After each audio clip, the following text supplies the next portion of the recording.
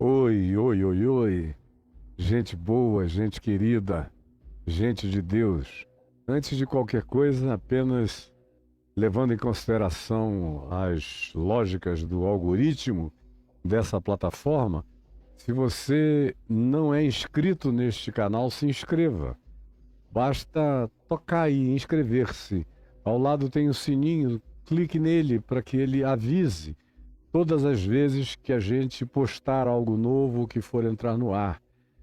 O algoritmo adora isso, tanto quanto ele adora um like. Antigamente aqui, o Braulio tinha um GC que eu acho que ainda deve estar aí por dentro, Caio.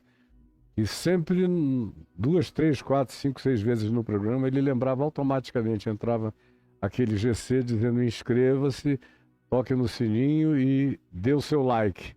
Porque isso é importante para que o algoritmo coloque a gente na frente, para que a nossa visibilização seja maior. E tanto maior quanto seja essa visibilização, mais maravilhosas as coisas serão para a vida de um monte de gente. Eu ouço histórias lindas, lindas, lindas que eu queria que vocês todos ouvissem. Muita história linda. Como ontem à noite, por exemplo, a minha mulher me leu uma carta escrita por uma pessoa que não conseguindo falar comigo. Eu não sou uma pessoa de muita comunicação na internet. Eu não leio o que escrevem nos directs, os comentários. Quando é pouca coisa, eu acho que os comentários que virão naquele dia serão controversos e de uma certa relevância, eu dou uma olhada.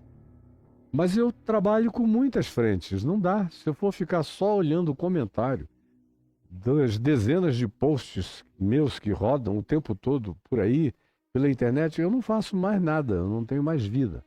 Então, não dá para eu entrar nos directs. Às vezes tem gente que diz, falei contigo no direct. Eu nem sei usar direito o direct. Eu, no máximo, uso um aplicativo, hoje em dia, que é o WhatsApp. Até o e-mail, que eu usei aos milhões durante anos e anos. Quando só ele existia, eu abandonei. Hoje tem gente que abre os meus e-mails, vê, faz, mas eu não dou conta. E quanto mais o tempo passe, mais necessidade eu tenho de me concentrar em menos coisas, para tentar fazê-las e realizá-las e fazê-las, se Deus permitir, um pouquinho melhor. Mas voltando à carta que foi enviada para o meu filho Daniel, que também aparece divulgando o serviço de aconselhamento dele. E a pessoa escreveu para lá, disse, por favor, faz isso chegar até o pastor Caio para mim, você pode fazer esse favor? Aí escreveu uma carta longa e ele entregou para minha mulher, para Adriana. E a Adriana leu e achou muito linda a história dela e muito triste, muito doída também, muita dor. As pessoas vivem experiências de muita dor.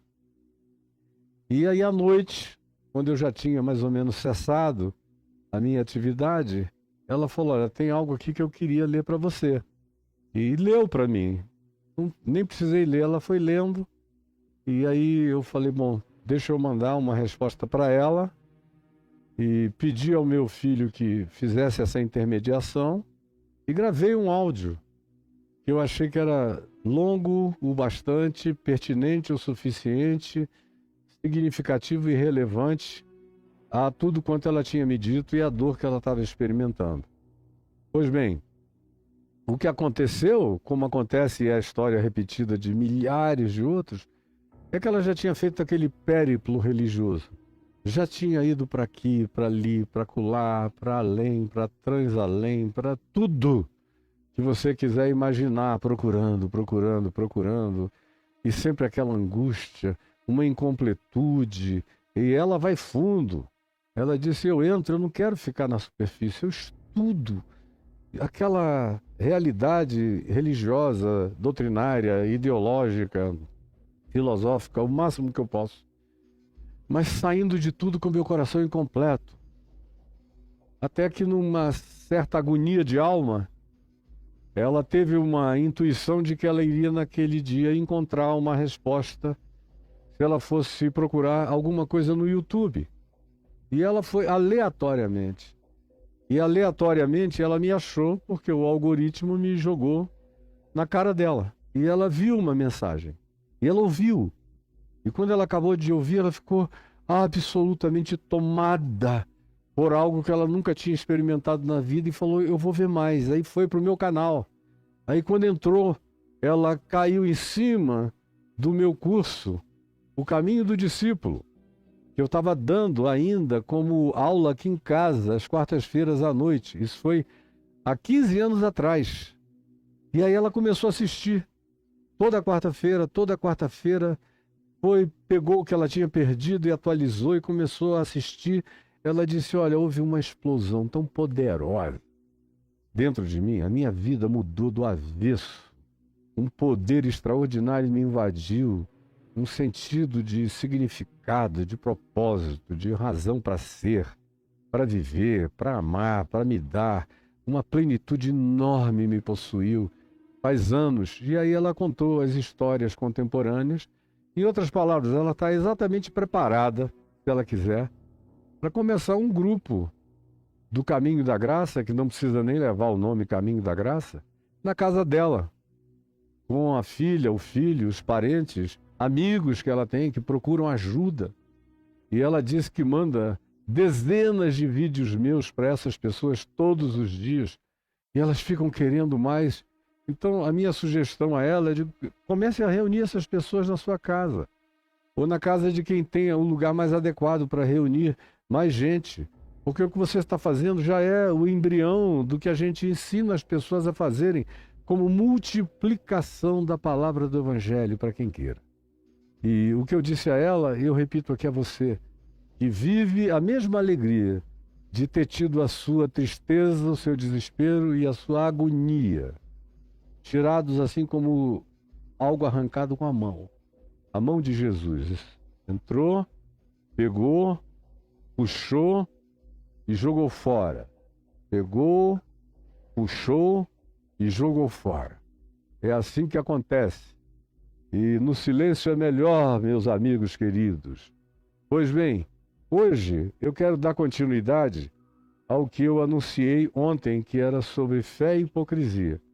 Eu não sei se você se lembra que eu concluí ontem, tanto a minha fala quanto a oração que eu fiz após o que eu falei, dizendo que aonde há hipocrisia, não pode haver fé. Porque fé carrega intrinsecamente a confissão da genuinidade, da pureza, da simplicidade, da verdade, o que se crê que é e daquilo ao que a gente se entrega, com todo o coração, com toda a mente, com todo o entendimento, com toda a alma, com toda a força. Isso é antitético, é contraditório, é antagônico em relação à hipocrisia. A hipocrisia é fachada, é presépio, é cenografia, é palco, é performance, é desempenho, é expressão para consumo de terceiros, é para que outros se impressionem. Você pode estar vivendo realidade diametralmente oposta, mas não interessa. O que interessa para você é que você encarna uma persona e essa persona manifesta como seu alter ego, como sua expressão exterior para impressionamento de terceiros.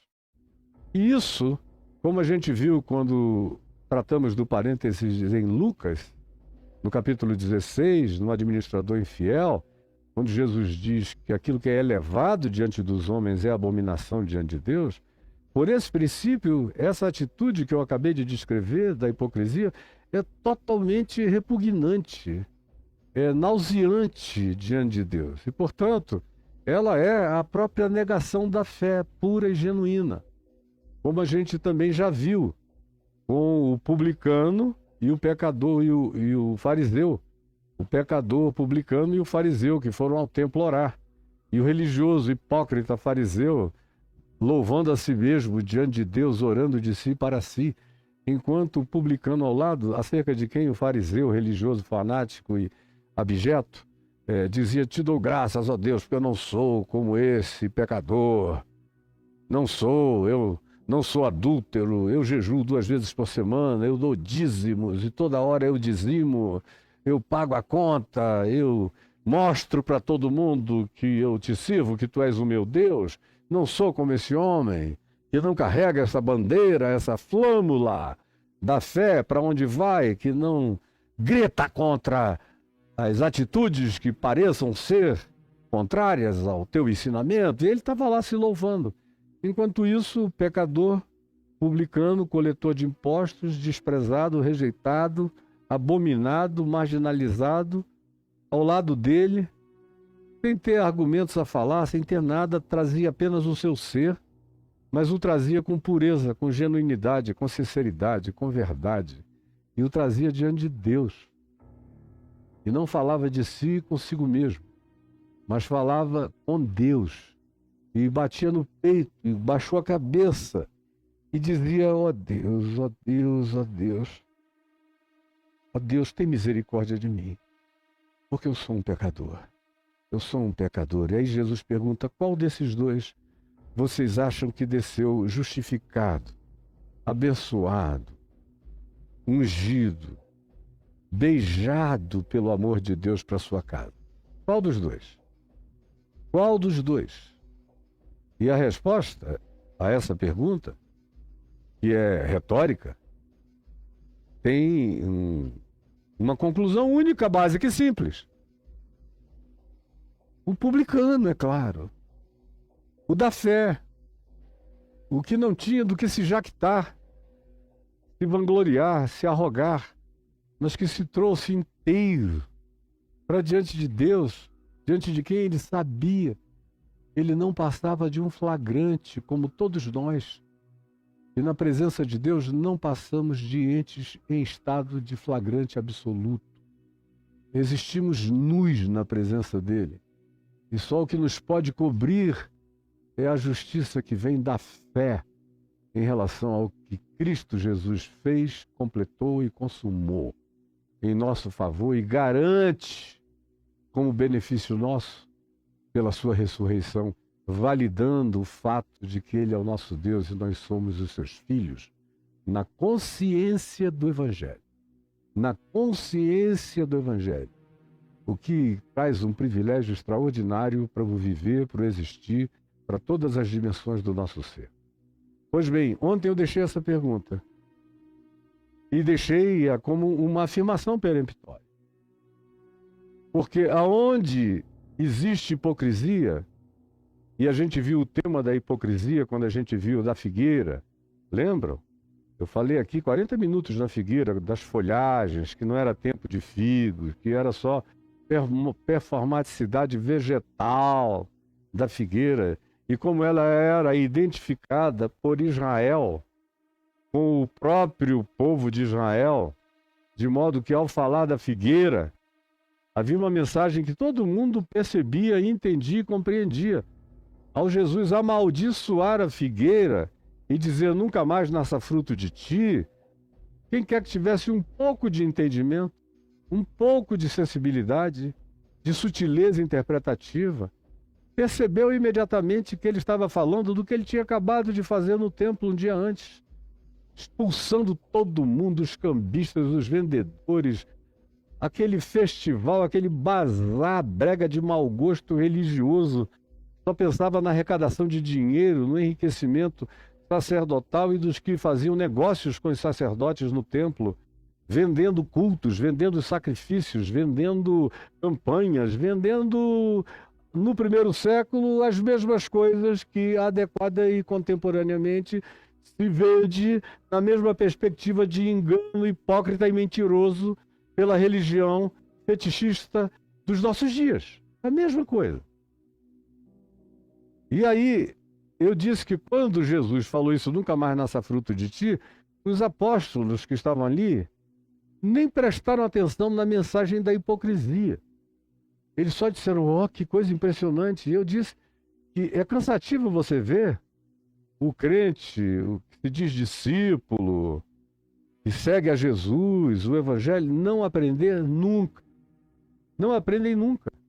E eu repeti aqui uma quantidade enorme de feitos que eles tinham visto Jesus realizar na Galiléia, nas aldeias da Alta Galiléia, ou na Samaria, ou até alguns milagres no templo. e estrondosos, irrefutáveis, chocantes, tão inegáveis, que depois de um tempo os religiosos de Jerusalém começaram a dizer: a gente tem que matar esse cara, porque o que ele faz é genuíno e é inquestionável, e se a gente deixá-lo vivo, o mundo inteiro virá após ele, e a gente vai rodar, vai perder o lugar, vai perder o significado, vai perder a importância, vai perder o poder, vai perder o dinheiro, vai perder o status, vai perder tudo. Para ele, que aparentemente não quer nada. Mas o que é que nós somos sem povo? E o povo está indo todo na direção dele.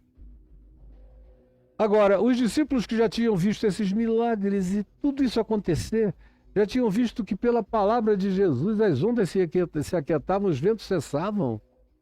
Pela palavra de Jesus os mortos ressuscitavam. Agora, por causa de uma palavra de Jesus relacionada a uma figueira, estava anomalamente prometendo que ela não entregava, hipócrita e mente na sua vegetalidade, dizendo que estava entregando o que não tinha para dar, porque ela só tinha folhas e não tinha frutos.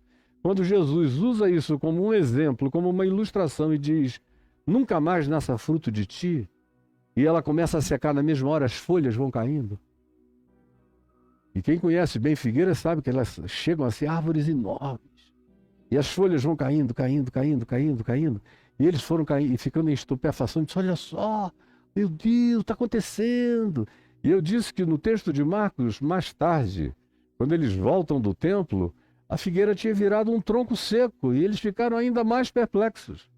Mas que mostra um problema cognitivo dos crentes, dos discípulos. A começar desses aqui, Pedro, Tiago, João e companhia. Parece que não internalizam, não aprendem nunca, não crescem nunca. Precisa ser repetido o tempo todo e toda hora. Porque eles não se apropriam. Não transformam aquilo em compreensão e entendimento deles. Por isso são tão frágeis, tão dependentes de terceiros e tão enganáveis, tão manipuláveis, tão absolutamente retardados e levados e conduzidos na direção que qualquer espertalhão deseje. Porque não guardam o espírito da lição, não se transforma em raiz definitiva, plantada no âmago do ser deles. Aí Jesus fala sobre fé.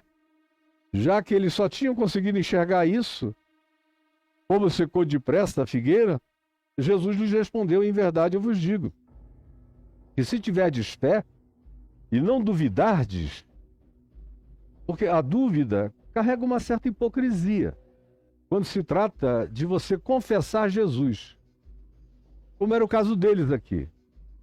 Quando a dúvida tem a ver, como eu disse ontem, com filosofia, com doutrina teológica, com sociologia, antropologia, arqueologia, física, macrofísica, microfísica, mecânica quântica, biologia, ciências em geral, datações históricas, você pode duvidar o que você quiser, faz parte da imaginação científica, da necessidade de perguntar: será que isso é uma conclusão definitiva ou foi só como conseguiram enxergar naquele tempo e naquela hora? Mas quando se trata de Jesus e do Evangelho e do ensino da palavra de Jesus para a vida, e você confessa aquilo para os outros e prega para os outros e aplaude para os outros e diz que é isto mesmo para os outros, mas no seu coração você não consegue realizar de maneira alguma aquilo como conclusão definitiva para pacificação da sua vida, da sua confiança, do seu descanso, da sua entrega em Deus, então isso é hipocrisia. Essa fé confessional, essa fé de credo apostólico, de credo de qualquer que seja a natureza, de qualquer que seja o grupo, de qualquer que seja o concílio, supostamente exalta Cristo na sua vida, mas que não tem correspondência no seu cotidiano, é hipocrisia. Portanto, você tem o direito à dúvida em tudo o que seja pertinente a descobertas da natureza e na realidade do universo, nas ciências e em tudo mais.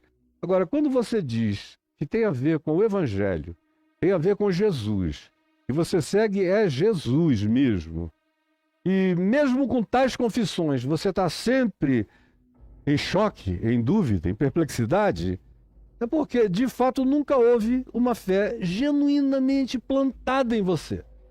Você não passou muito da superfície, da epiderme, da casca, do elemento muito, muito de fora da vida. Não houve espigão que se plantou no âmago do ser, no carnegão da existência, não houve. E a prática dessa fé, sem o entranhamento dela no carnegão do ser, da vida, é hipocrisia. Aí Jesus, que estava falando de hipocrisia, os vê chocados com o que acontecera com a figueira.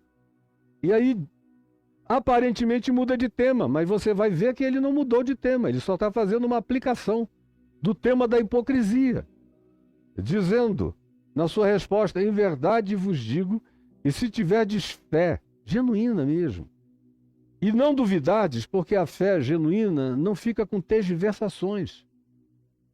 A fé genuína não fica com tergiversações. Ou ela pega ou ela larga de vez, mas ela não fica indo e vindo, nem brincando de crer, nem declarando peremptoriamente confissões extraordinárias que não são bancadas existencial e subjetivamente no seu cotidiano pela prática, pela encarnação, pela vida, pela pacificação confiante, pelo descanso em Deus, pela certeza do que é. Se não duvidardes, não somente direis a esta figueira, mas mesmo se quiserdes a este monte olival ou das oliveiras, ou qualquer outro monte que está ali, aquele montezinho Sião pequenininho, que naquele tempo era um pouco mais visível do que hoje é uma curva, uma lombada.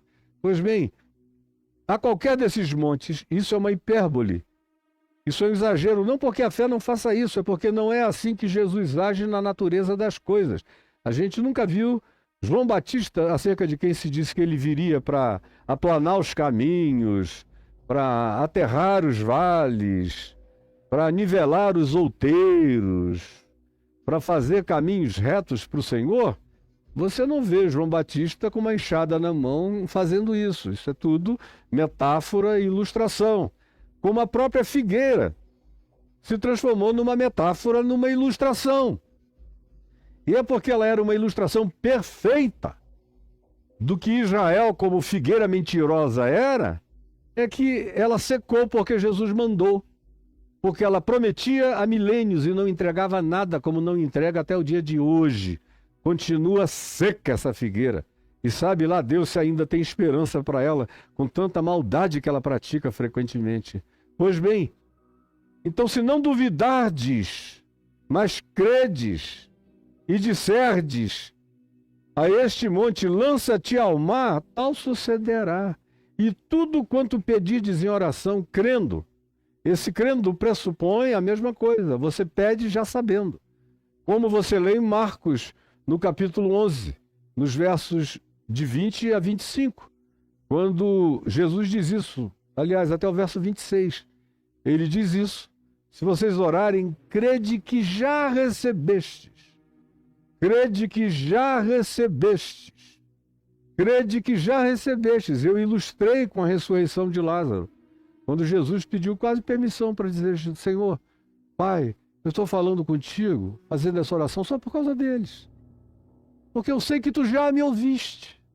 E aí disse, Lázaro, vem para fora. Porque Jesus praticava o que ele ensinava. E ele disse, quando orardes, credes que já. A fé pega o futuro e o presentifica.